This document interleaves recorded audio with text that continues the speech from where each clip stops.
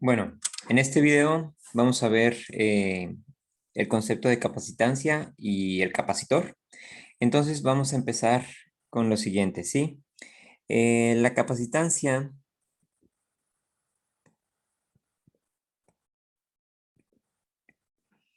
bueno, más bien, en este concepto hay dos aspectos o dos subconceptos relacionados, que es el concepto de self-capacitance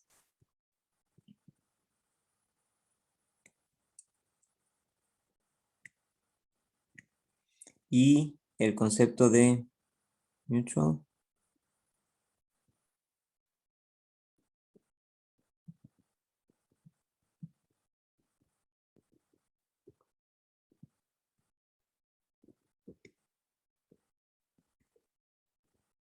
Y ahorita les voy a decir en qué contexto encontramos o se encuentra cada uno de estos dos.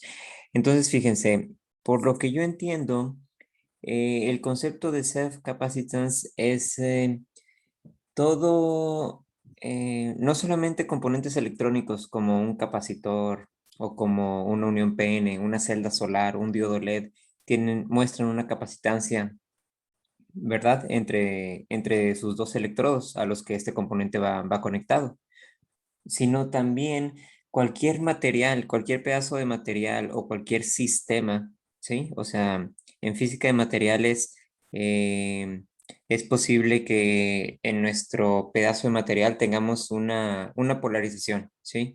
Una unión polarizada. Esto es que en el mismo material existe una región cargada con una carga neta positiva y otra región cargada con una carga neta negativa.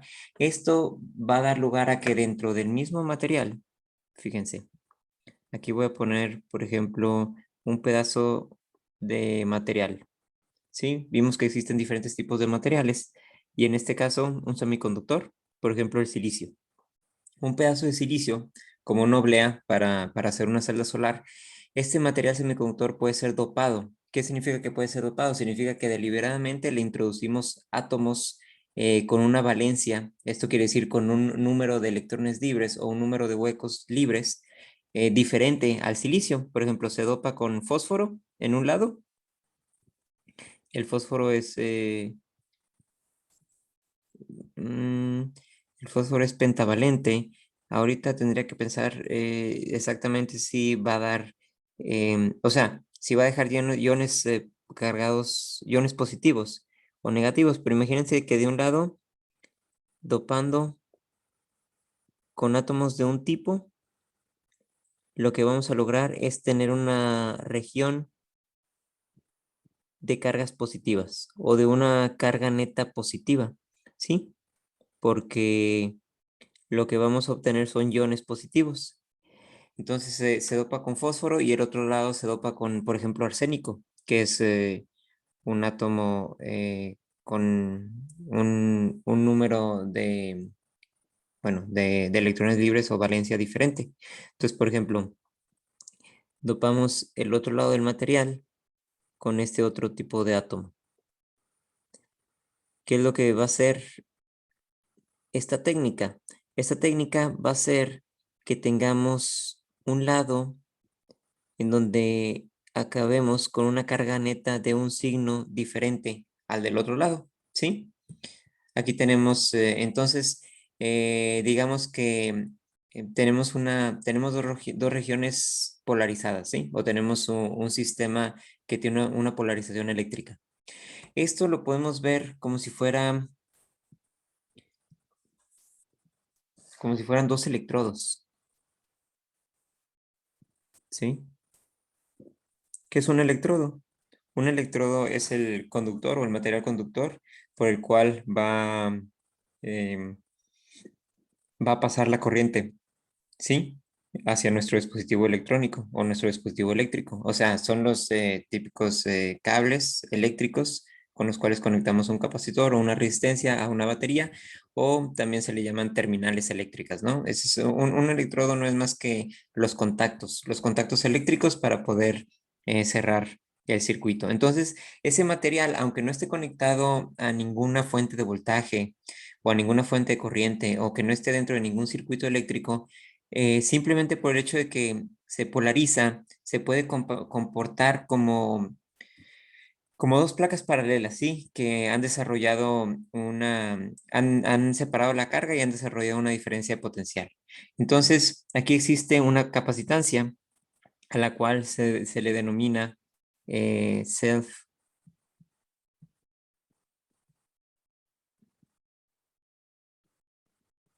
self-capacitance.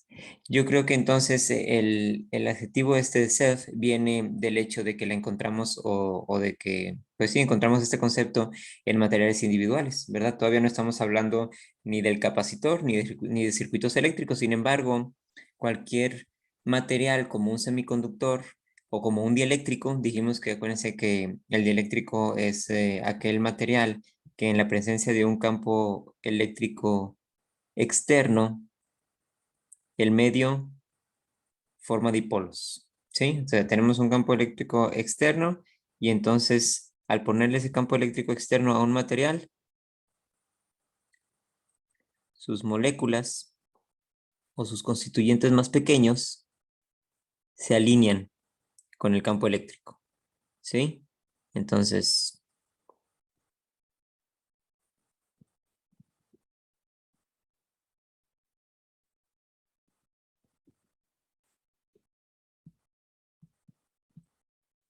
eso es un dieléctrico, ¿sí?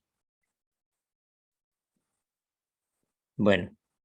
Entonces, aquí está el concepto de self-capacitance. Ahora, el concepto de self-capacitance se define así como definimos a la capacitancia misma, ¿sí?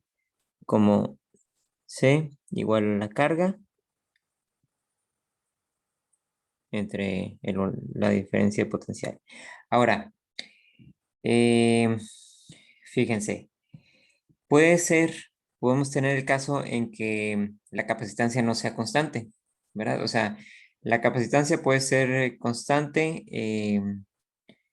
en todo el material. Sin embargo, pudiéramos tener el caso que no. Y entonces, la capacitancia va a ser la derivada de la carga con respecto al voltaje o la diferencia potencial. ¿Sí? Aquí déjenme, esto lo voy a poner acá con este color un poquito más claro. Entonces, había puesto que C es igual a Q sobre V. Y esta es la relación entre la capacitancia y la carga. Fíjense cómo es una relación con el voltaje, pero el voltaje va abajo. Entonces,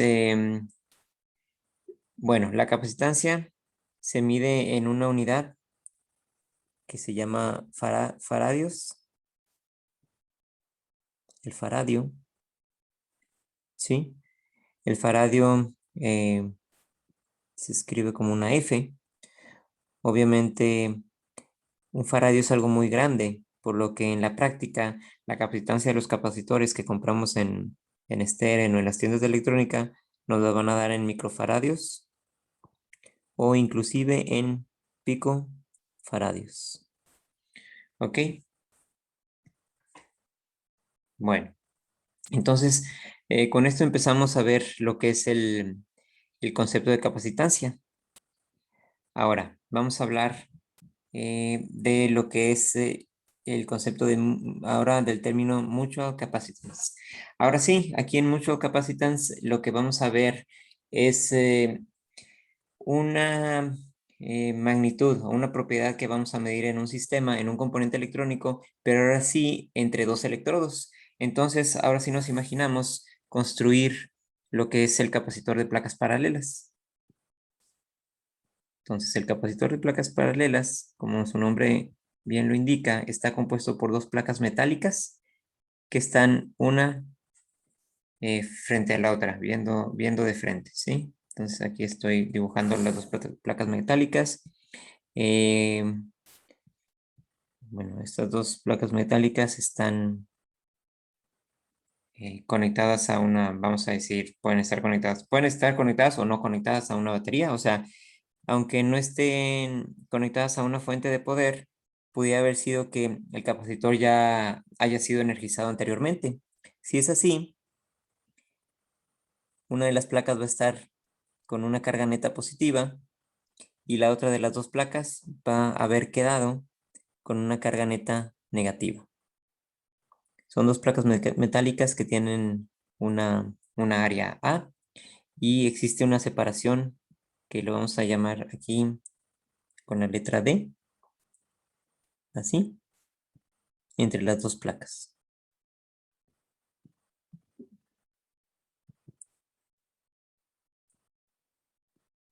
¿Ok? Entonces una cosa muy importante aquí es que entre estas dos placas puede existir, bueno, no puede existir, existe un medio, ¿sí? Por ejemplo, podemos tener aire, como en este caso, ¿no? Podemos tener otro medio, como algún dieléctrico. ¿Cuáles son los dieléctricos más utilizados en la práctica para armar los capacitores? Pues son, bueno, ya dijimos que el aire, el vidrio, papel, la mica, eh,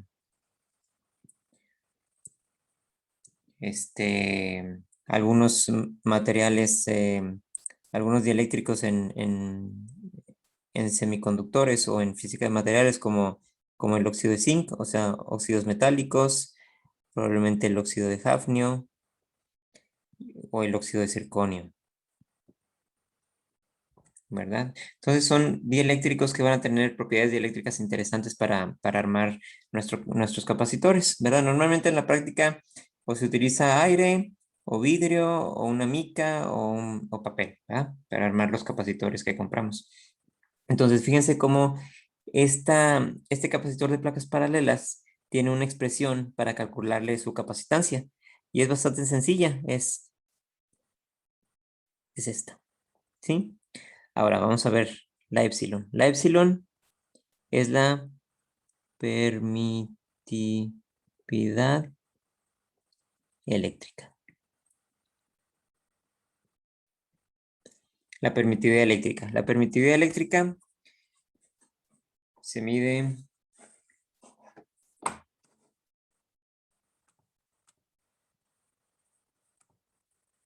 en newton metro sobre coulomb cuadrado. ¿Sí?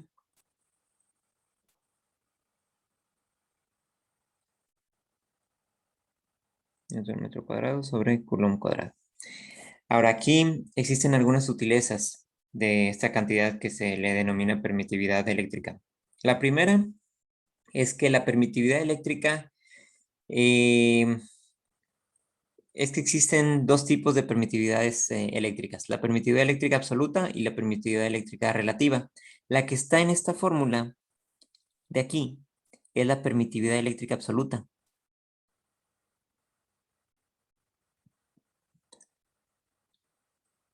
Absoluta, ¿sí? La permitividad absoluta es igual a la permitividad relativa por la permitividad del vacío. ¿Ok? Entonces, la permitividad relativa es esta de aquí.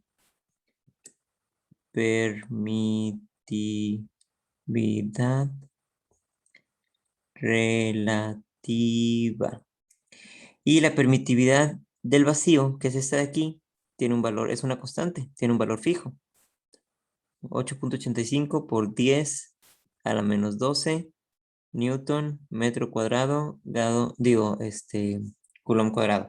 Entonces, fíjense cómo de esta formulita de aquí podemos ver cómo la permitividad relativa no tiene unidades. ¿Ok? Es adimensional.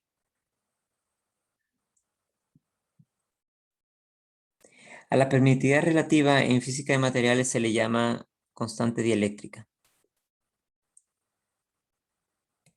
Cuando ustedes escuchen el término, ya que lleven a lo mejor física de semiconductores o dispositivos electrónicos ya en la maestría o en algún otro posgrado, van a oír mucho el término de constante dieléctrica. La constante dieléctrica es exactamente esta epsilon sub r que está dentro de la formulita de la permitividad absoluta. Es la permitividad eléctrica.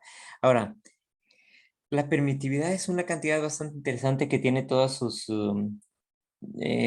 pormenores, ¿no? Adentro. La permitividad puede ser un número, puede ser una constante si el material es isotrópico. Isotrópico significa que muestre el mismo comportamiento o las mismas propiedades en todas las direcciones. Si no, bueno, después van a ver que esta va a ser más bien se va a escribir con una matriz, ¿no? Con una matriz que es a lo que los físicos llamamos un tensor. ¿Ok? Esto va a ser. Bueno, entonces aquí lo importante fue saber cómo calcular la capacitancia de un capacitor de placas paralelas. Ya quedó. Ahora, los siguientes dos conceptos van a ser el concepto de corriente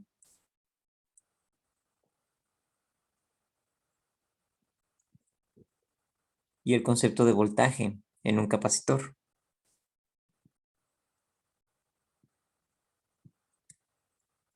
Entonces, imagínense que tenemos nuestro capacitor. El símbolo eléctrico de un capacitor son dos líneas así paralelas. Entonces, podemos tener una corriente, ¿verdad? Una corriente que va a cargar nuestro capacitor. ¿Ok? El capacitor consta de una cierta capacitancia C, que ya dijimos que está en faradios o en farads. Y vamos a ver cómo cómo es la expresión de lo que es la corriente y de lo que es el voltaje a través de un capacitor. Entonces, fíjense, vamos aquí, aunque no hemos visto formalmente el, el término de corriente eléctrica, aquí les voy a decir que la corriente, la definición macroscópica de la corriente eléctrica es la siguiente. No es nada más y nada menos que dQ sobre dt. ¿Sí?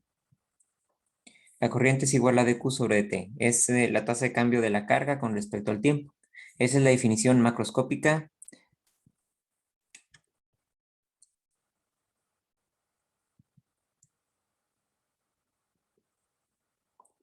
Digo macroscópica porque la corriente también se puede definir como un flujo de cargas, ¿sí?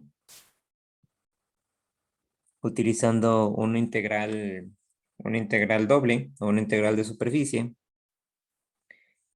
algo así como como un flujo de cargas a través de una superficie determinada. Pero ahorita vamos a ver únicamente la definición macroscópica, la definición más general y más sencilla de lo que es la corriente eléctrica. Ahora, si esto es así, entonces fíjense cómo ya teníamos que la capacitancia era igual a la carga sobre la diferencia de potencial en un capacitor. Entonces, si sustituimos aquí, vamos a poner D la carga CV dt. Si la capacitancia es constante, la podemos sacar del diferencial. Entonces va a ser nada más dV dt. Ahí está. Esta es la expresión para la corriente en un capacitor. ¿Sí? Nada más y nada menos.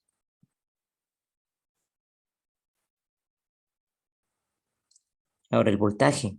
¿Qué hay que hacer para encontrar el voltaje? Determinar la expresión del voltaje en un capacitor. Pues lo que hay que hacer es tomar esta expresión de aquí y despejar para el voltaje. Entonces voy a tomarla y voy a pasar del lado izquierdo el dt y también del lado izquierdo la c. Y ahora sí me va a quedar dv. Ok, entonces si integro de ambos lados, desde un tiempo inicial t0 hasta un tiempo final t, entonces voy a tener la dv en un capacitor es igual a la integral. Bueno, fíjense, aquí me falta que la c la voy a sacar de la integral, ¿sí? Considerándola como una constante. Y así, desde un tiempo inicial hasta un tiempo t. Y ahí está. Esta es la ecuación para para poder determinar la función del voltaje con respecto al tiempo en un capacitor. Fíjense, aquí tanto en la variable de corriente como en la variable de voltaje, les voy a poner una C pequeñita aquí de subíndice para denotar que se trata de la corriente a través de un capacitor y del voltaje entre las placas de un capacitor. Entonces ahí está, ¿ok? Tenemos que la corriente del capacitor, ya dijimos que es C, y es la derivada de voltaje con respecto al tiempo. Y para el voltaje del capacitor, ya dijimos que es 1 sobre C, la integral de la corriente de T, desde un tiempo inicial hasta un tiempo T final. Ahora, un capacitor, cuando tenemos el capacitor dentro de un circuito eléctrico, aquí lo voy a dibujar así, nada más con una fuente de voltaje, pues podemos tener obviamente fuentes de voltaje, ¿va? Bueno, lo voy a poner.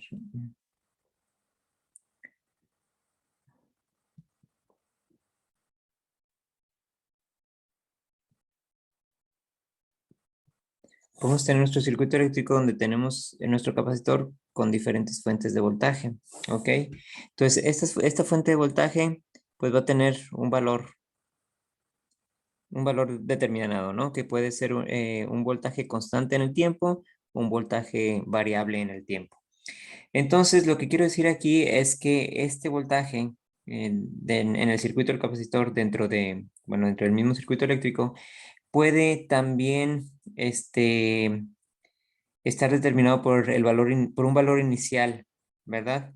Y ese valor inicial lo tenemos que tomar en cuenta cuando vemos circuitos eléctricos, cuando vemos el circuito del capacitor en lo que es la función del voltaje del capacitor. Entonces aquí faltaría este B sub 0, que puede ser una constante o puede ser un valor que dependa del tiempo. Entonces ahí está, ya tenemos la corriente y el voltaje para un capacitor. Ahora, vamos a hacer lo siguiente. Vamos a ver lo que es el circuito RLC. El circuito, perdón, RC. RC es resistencia a capacitancia. Entonces, en el circuito RC, lo voy a dibujar aquí primeramente. Voy a poner aquí el símbolo eléctrico para una batería, que es este. Y luego voy a poner el símbolo eléctrico para una resistencia. Y finalmente para un capacitor. Y voy a cerrar el circuito. Ok, entonces aquí vamos a tener una fuente de voltaje con un cierto valor de voltaje B sub B. En este caso, este voltaje va a ser un valor constante, ¿sí? Luego aquí vamos a tener una resistencia con un valor de resistencia R y un capacitor con un valor de capacitancia C. Entonces aquí tenemos la caída de voltaje, ¿ok? Y en nuestro circuito RC vamos a tener una corriente. Ahí está. Ok, entonces en la cuarta semana vamos a ver circuitos eléctricos y vamos a ver el análisis y los cálculos para determinar las corrientes y los voltajes en diferentes mallas y en diferentes nodos en un circuito eléctrico. Esto, casi lo primero que vamos a ver después de la ley de Ohm son las dos leyes de Kirchhoff de circuitos. Entonces, las leyes de Kirchhoff, una de las leyes de Kirchhoff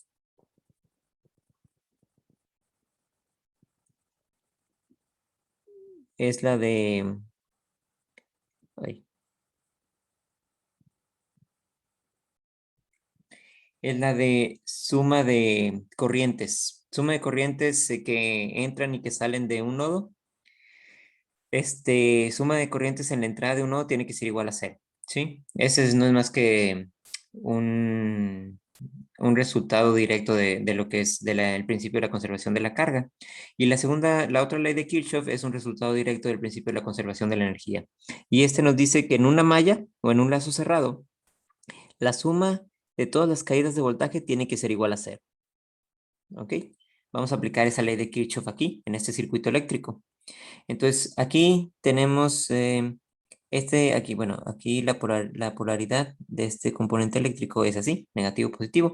Estas rayitas grandes, bueno, esta rayita, este es el lado del positivo, este es el negativo, este es el símbolo de la batería eléctrica. Entonces, estas rayas, una raya grande, una pequeña, una grande, una pequeña, son como que las celdas apiladas en serie, las celdas eléctricas o galvánicas o como les quieran llamar. Entonces, bueno, aquí, entonces, escribimos menos CV, ¿ok? Porque la corriente entra por el negativo. Y escribimos luego la caída de voltaje en este elemento, en la resistencia. Esto lo vamos a hacer con la ley de Ohm. La ley de Ohm tampoco la hemos visto, pero ya se las presenté cuando vimos transferencia de calor, R por I. Entonces, es la resistencia por la corriente en el circuito, que es lo que nos va a interesar. Déjenme mover esto un poquito más abajo porque el otro término me va a implicar escribir la integral. Y después, como ya habíamos obtenido, 1 sobre C de la corriente hasta dt, desde t inicial hasta un tiempo t final, y más este término que es importante, ¿sí? Si no, no nos va a salir bien. Bueno, y esto es igual a 0.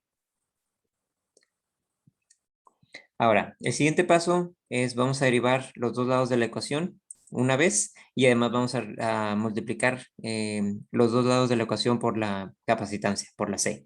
Entonces, derivamos y este es 0, esto es 0 porque esto es 0 porque aquí estamos considerando una fuente de voltaje constante. Entonces va a quedar 0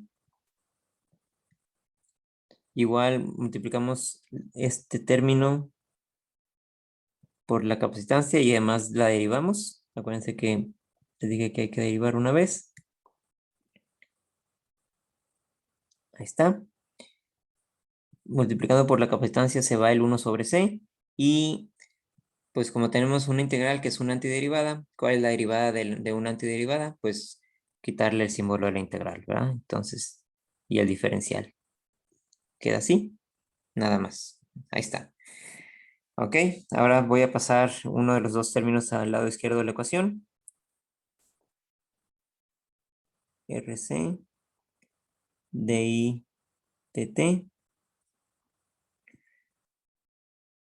dt más I dt.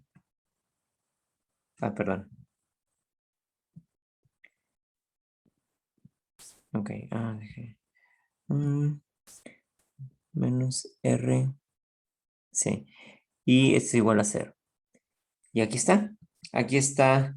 Perdón. Y es igual a menos. Perdón, más I de t.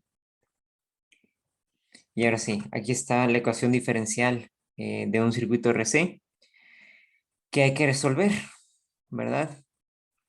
Fíjense, esta IT que estamos obteniendo en nuestro circuito es la corriente dentro del circuito eléctrico.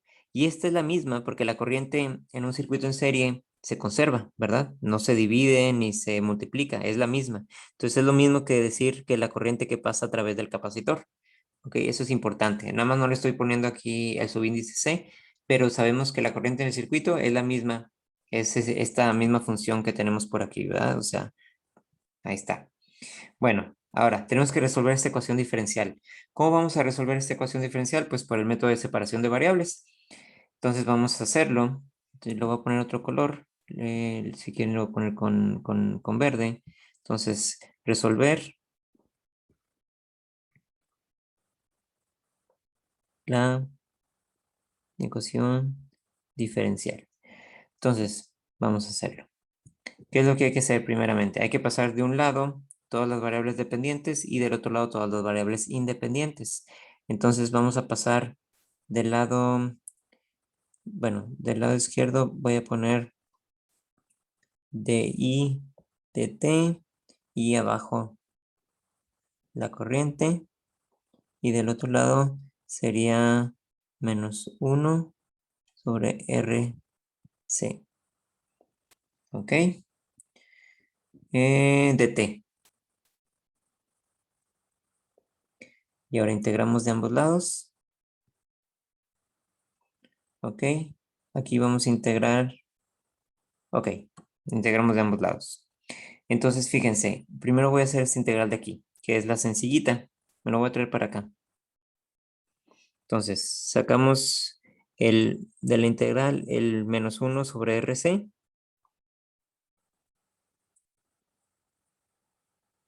Y nos queda solamente la integral de dt. La integral de dt es t. Listo. Ahora, el otro lado, tenemos, fíjense cómo tenemos di sobre i. ¿Cuál es la integral de x sobre x? Pues, logaritmo natural de x más una constante. ¿Ok? Listo. Entonces, vamos a ver. De la integral de di sobre it, logaritmo natural de it más una constante. Ok, ahora vamos a elevar, vamos a aplicar la función exponencial, elevar a la e ambos lados de la ecuación. Entonces, si hacemos eso, tenemos -1 sobre RC multiplicado por T. Esto es igual a E y esto de arriba.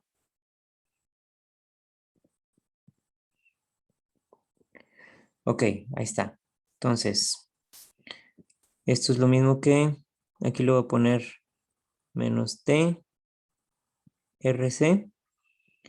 Y acuérdense que una de las propiedades o las reglas de los exponentes, si tenemos un exponencial o una base elevado a un argumento, podemos,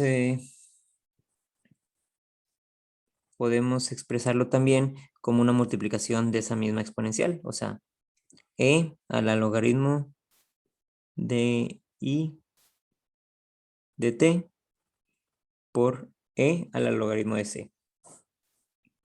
Ahora, este e a la logaritmo, perdón, e a la c no es más que otra constante.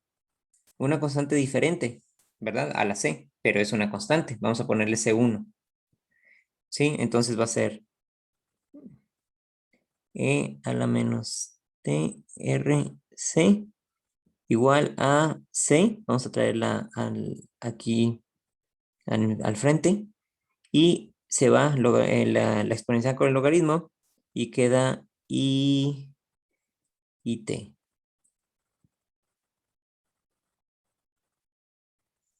Ok. Ok, ok. Ahí va.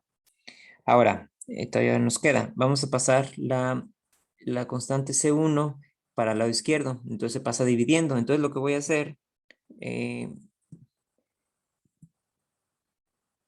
lo que voy a hacer es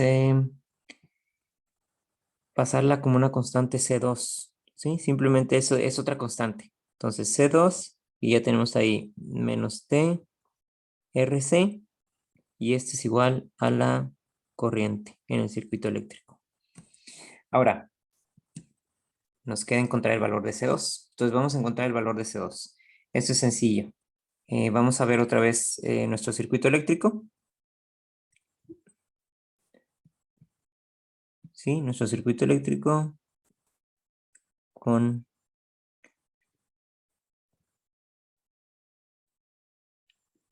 la resistencia y luego con el capacitor.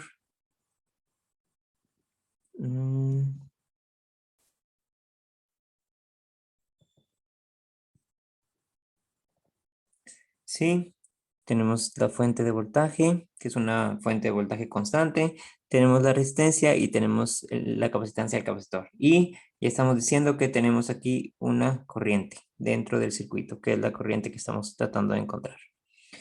Entonces, tenemos lo siguiente, fíjense. ¿Cuál es la condición del circuito cuando en el tiempo, cuando el tiempo vale 0? En tiempo igual a 0. ¿Sí? En tiempo igual a 0, pues el voltaje en el capacitor es 0. O sea, no hay una caída de voltaje aquí para el capacitor. ¿Sí? Voltaje en tiempo igual a 0, 0. 0 volts. No existe una caída de voltaje.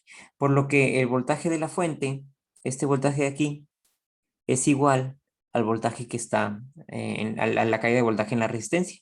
¿Sí? Por lo que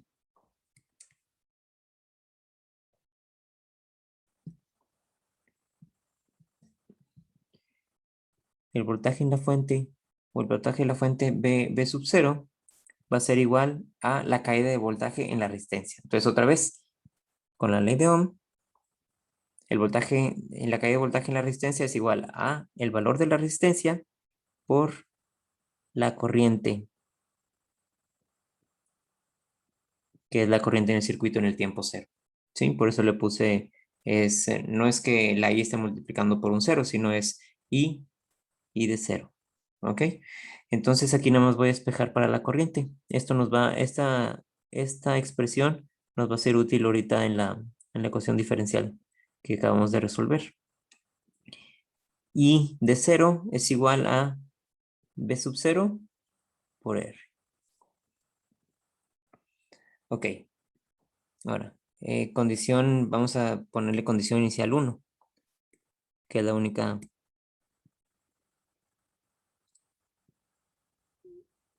que vamos a utilizar.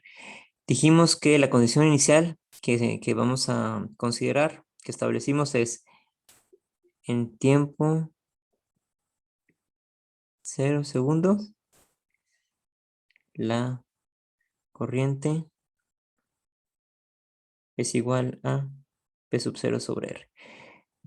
Entonces, ¿cómo nos queda? Nos queda, voy a poner un poquito más así, nos queda E de menos 0 por RC es igual aquí es este, no es este de aquí, es igual a C2, que es la constante de integración que estamos tratando de encontrar, perdón, aquí es,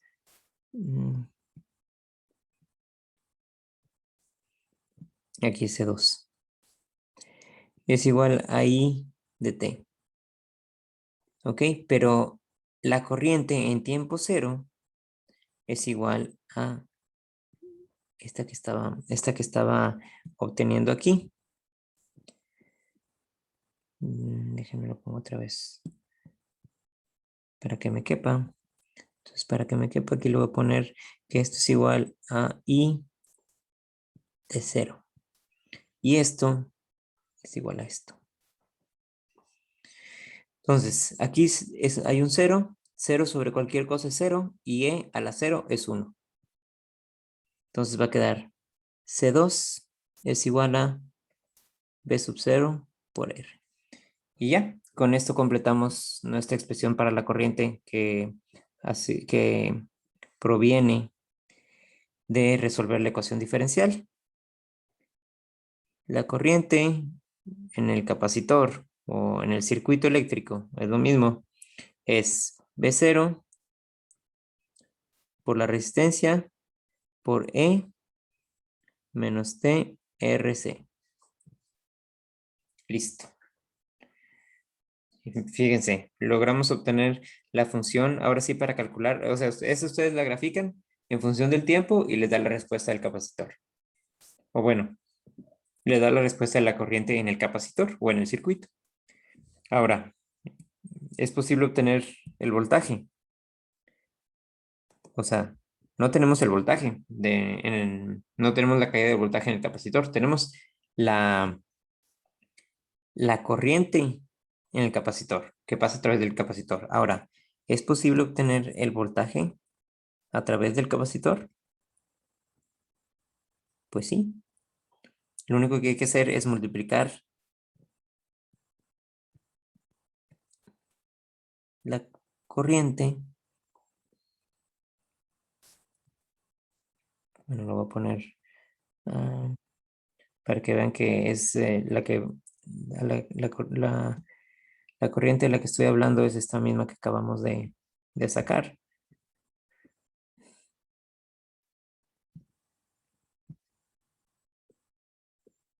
¿Sí? Lo que hay que hacer es multiplicar la resistencia eléctrica por esa corriente. Sí, o sea, el voltaje en el capacitor lo vamos a sacar por ley de Ohm.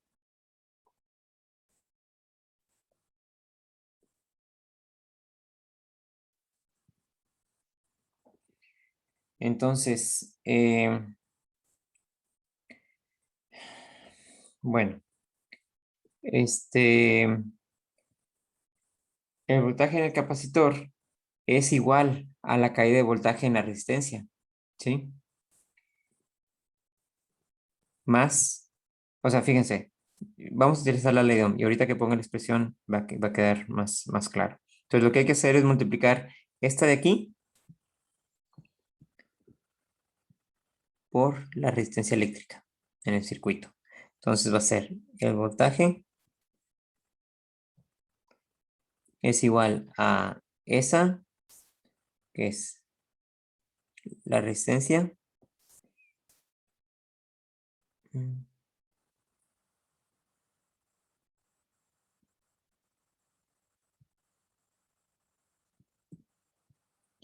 por solamente que, fíjense cómo lo vamos a poner aquí, 1 menos, bueno, si lo multiplicas por la resistencia ya nada más queda B sub C.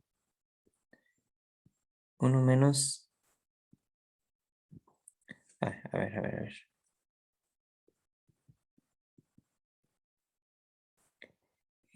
Tenemos esto, R por I, ok.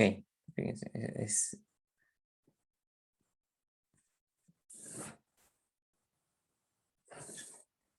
1 menos,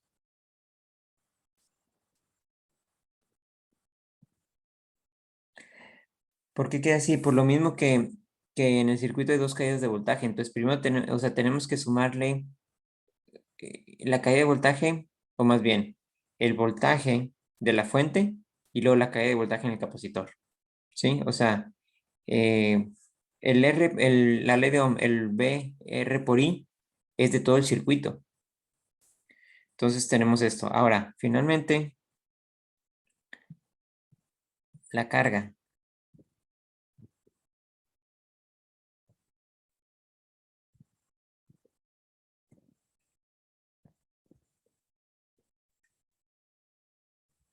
Pues también lo podemos encontrar porque sabemos que la capacitancia es igual a la carga entre el voltaje. Entonces, si tenemos ya el voltaje, ¿verdad? Como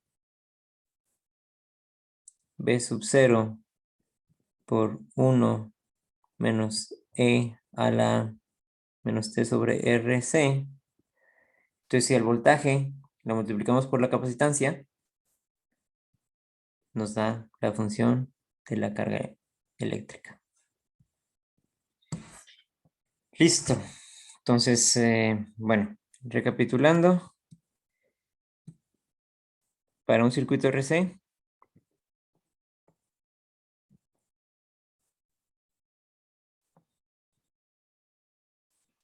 obtuvimos la función de la corriente, ¿sí? Que fue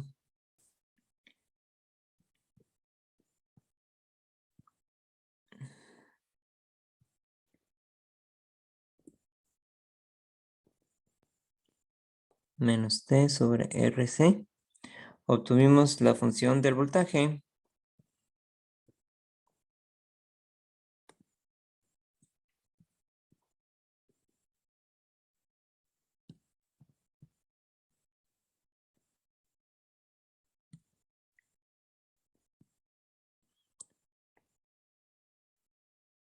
En el capacitor, que fue 1 menos E menos T RC. Y finalmente obtuvimos la función de la carga.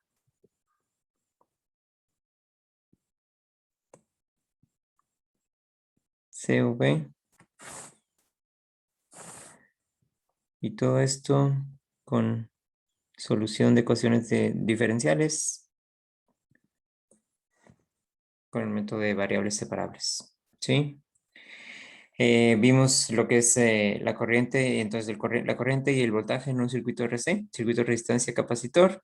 Ya habíamos visto las dos funciones para la corriente y para el voltaje respectivamente en un capacitor por donde atraviesa una corriente eléctrica, ¿verdad? Y anteriormente habíamos sacado la expresión para sacar la capacitancia en un capacitor de placas paralelas, ver que dependía de una cosa que se llama permitividad eléctrica, la cual la permitividad eléctrica absoluta es lo mismo que la permitividad eléctrica relativa por la permitividad eléctrica del vacío. Vimos lo que es un dieléctrico, vimos cómo un material dieléctrico puede ser polarizado, ¿sí? A través, mediante un campo eléctrico externo. Y ahí es donde, es por donde todo comienza, ¿no? Es donde encontramos el concepto de la self-capacitance o autocapacitancia, ¿no? Para materiales individuales. Sin embargo, bueno, pues es la misma definición, ¿verdad? La de la self-capacitance y la de mutual capacitance.